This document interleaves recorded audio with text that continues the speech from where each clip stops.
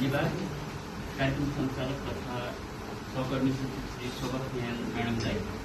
आजको यस कार्यक्रमका सभाध्यक्ष तथा यस विद्यालयका प्रधानाध्यापक र संस्थापक श्री प्रभात दाइज्यू, यस कार्यक्रमका प्रमुख अतिथि तथा यस विद्यालयका संस्थापक अध्यक्ष तथा संविधान सभाका पूर्व सभासद श्री राधादेवी तिमल सिन्हाज्यू, कार्यक्रममा आतिथ्य ग्रहण गरेर आउनुभएका श्री सुशीला शर्मा, यस विकासको महिला सशक्तिकरण केन्द्रका कार्य समिति सदस्य लगायत मेरा सम्पूर्ण सहकर्मी शिक्षक साथीहरू, आजको यस निर्णायक मण्डलमा रहनुभएका सर म्यामहरू र सम्पूर्ण विद्यार्थीहरूलाई म समूह आर्यको तर्फबाट हार्दिक अभिवादन व्यक्त गर्दछु।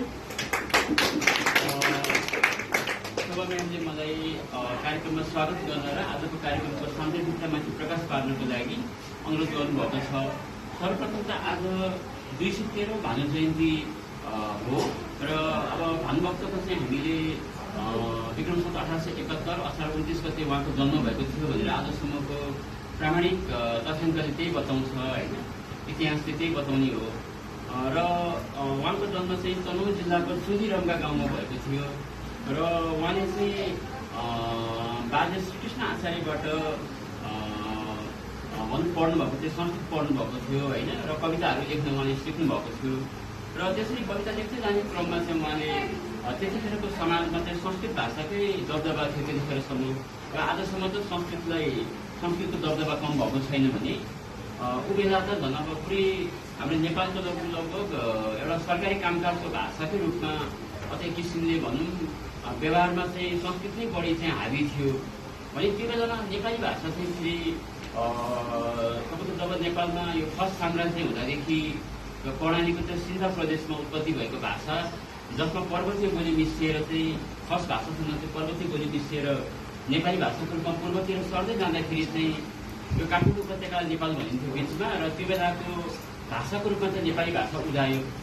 र पृथ्वीनारायण शाहले जब नेपाली एकीकरण गर्दा पनि नेपाली भाषा नै वास्तवमा चाहिँ तपाईँको के थियो भने अब सरकारी कामकाजको भाषाको रूपमा उहाँले लिनुभएको थियो।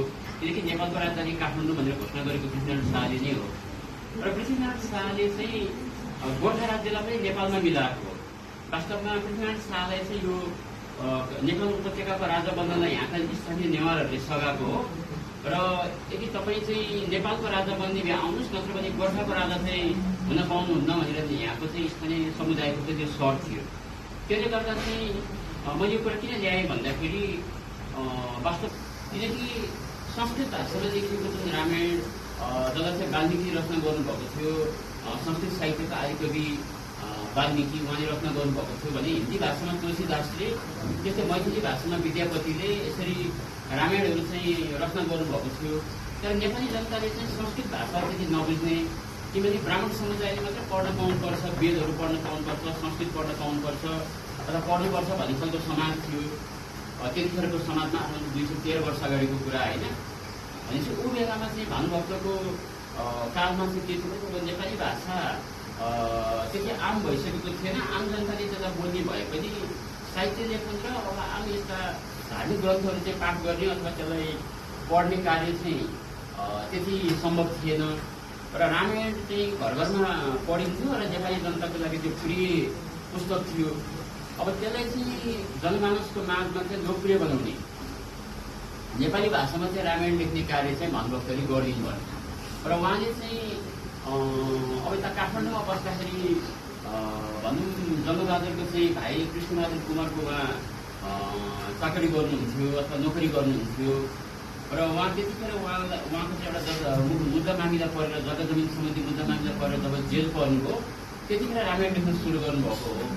पछि रामायण जब जेलबाट निस्केपछि जब उहाँ रामायण कम्प्लिट भइसकेपछि त्यसलाई छपाउनको लागि चाहिँ उहाँ बनारस पनि जानुभएको थियो होइन। र उहाँको चाहिँ रामायण बनारसमै फेला परे हो। मोतीराम भट्ट, हाम्रो युवा कवि मोतीराम भट्टले चाहिँ उहाँको रामायण फेला पारेर त्यसलाई चाहिँ पछि प्रकाशित गरिदिएर चाहिँ